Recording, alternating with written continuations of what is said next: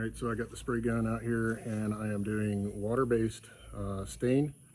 The gun is set up. I have the dials where I want it. I'm shooting about 40 psi.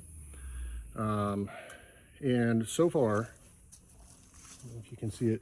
So you can see this whole area hasn't been done. That area has. That one board right there. It's going on great. It's wonderful. It's doing really well.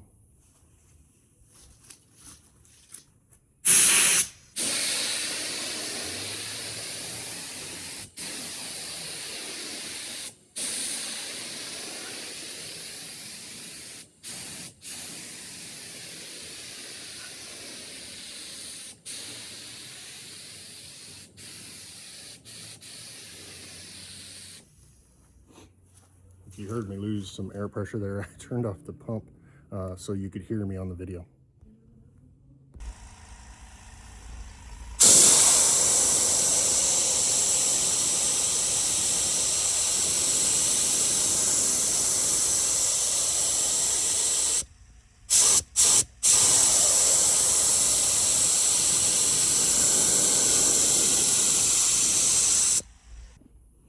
Okay, so I did quite a bit more of this. Well, I don't know, 10 more boards.